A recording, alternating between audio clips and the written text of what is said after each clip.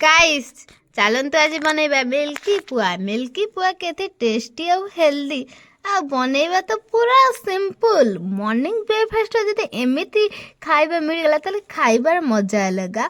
Milky पुआ बनैबा मुझे अरुआ चाउल को राति बतुरई रखी देइथिले आ सकाळे ताकू बाटी देली भल भाबे आ बाटी साइला परे सेतरे पानी आ लूण देकी गोळेकी रखी देली।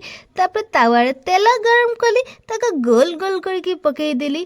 तापर क्षीर गरम कली क्षीर लूण आ चीनी पकईकी क्षीरटा को गरम करके सेतिरे पिठा करके रखी जो ताको पकई देले आउ शीघ्र शीघ्र बनीगला आमर मिल्की पुआ। आपण माने जदि केबे रेसिपी को ट्राए करना ताले जल्दी जल्दी जानतु आ नुआ वर्ष रे खाइकी कहतु आपण मानक ई रेसिपीटा केमिति लागिला। जदि भल लगी ताले सब्सक्राइब कर दियंतु आउ आपण माने भी एमिति टेस्टी टेस्टी आउ हेल्दी रेसिपी बने की खांतु।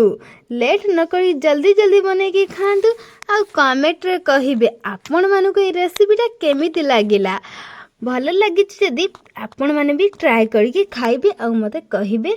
आपण माने पे एमिति इजी आ टेस्टी रेसिपी मु नहीं आसीबी। आपण माने एमिति इजी रेसिपी बने की खाई परबे जल्दी जल्दी। ताहले लेट न करके जल्दी जल्दी सब्सक्राइब कर दियंतु। पुणी देखा आपण मानक सहित नेक्स्ट रेसिपी रे। बाय।